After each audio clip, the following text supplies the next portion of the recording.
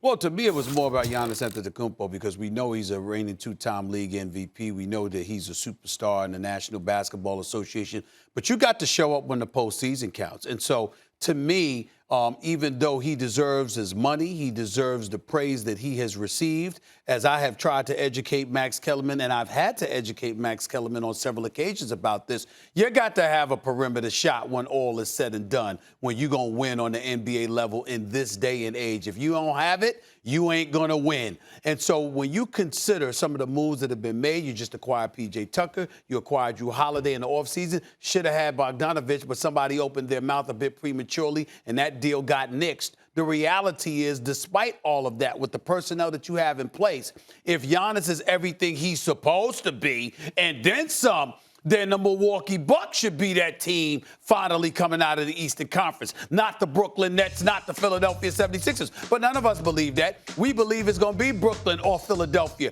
We haven't been talking much about Milwaukee, even though they've been winning more games than they've been losing. In the end, we look at them because we've seen them fold in the last 2 consecutive playoff years. And as a result, the level of faith that we should have in them doesn't exist. Now, I don't want to hear a damn thing about Dwight Howard.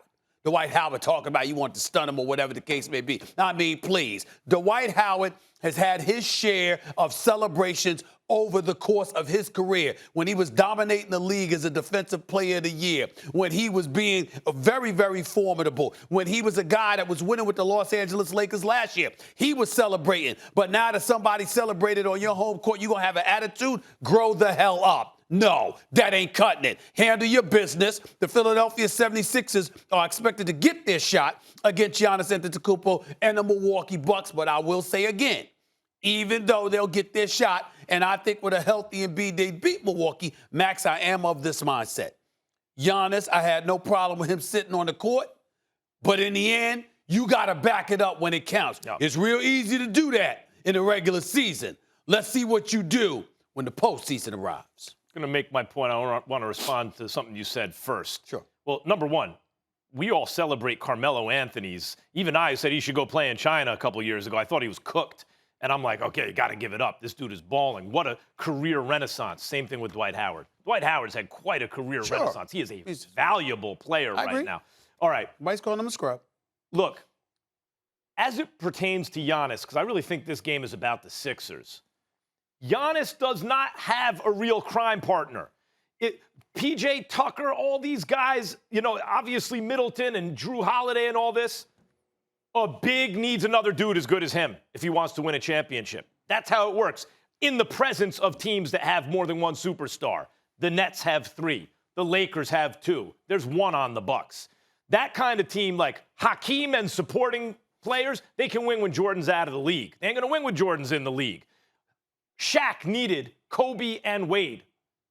Even Penny wasn't enough. Kareem needed Oscar Robertson and Magic Johnson. Another dude as good as him who's not a big. So I think you're a little hard on Giannis. That's one. And the thing you put me up on, actually, the thing that you were right about is Giannis is actually a big. Don't tell me you schooled me about perimeter shots. Everyone knows you got to shoot. But Giannis, your point was Giannis is really more of a big than a wing. That played out. That was true. This game was about the Sixers, Stephen A. If I'm a Sixers fan this morning, I feel really good about my team. No Embiid, who's clearly and by far the best player on that team, who's having an MVP season. In fact, if the season ended when he got hurt, I'd have given him the MVP. I think he would have won it. He's not there. And what do? Second of back-to-back. Knicks just gave him a good game, right? Second of back-to-back. They have a lead. Ben Simmons, you can see, has strength now he didn't used to have, physical strength to guard Giannis. He was doing an excellent job early. But second of back-to-back after a tough game against an excellent team, they wear down slowly over the course of the game. And now Ben Simmons can be pushed around by Giannis a little bit. And look, Seth Curry wasn't hitting shots, and then he left with an injury. We hope everything's okay there. So many things. Thibault can't hit a shot, right? Ben Simmons, we know about his shot. All these things are true. Tobias Harris had a bad game in an otherwise excellent season, and yet it came down to the wire. We're talking about overtime. So if I'm a Sixers fan, I'm like, the Bucks are loaded as usual. They're excellent. And we're coming down to an overtime in the second of back-to-back without Embiid? Stephen A., KD better. If KD comes back, no one's stopping the Nets. If KD doesn't come back as KD, Sixers can get out of the East. First of all, a couple of things. Number one, I always school you on basketball. That's number one. Number two, it's very, very important to point this out. You have zero credibility on two subjects more flagrantly than everything else. The one is with Tom Brady, where you were wrong for 3 years, and you actually came on national television. I'll give you credit because I never heard this in my life. It's very, very unique. I heard somebody be wrong about an individual player for 3+ years, and then came on the national television and looked in the camera and said, "Because I was wrong for so long, that makes me the expert." Oh, get it right. I didn't say that. Yes, you did. You said I'm the expert on him. Thanks for watching ESPN on YouTube. For live streaming, sports, and premium content, subscribe to ESPN+.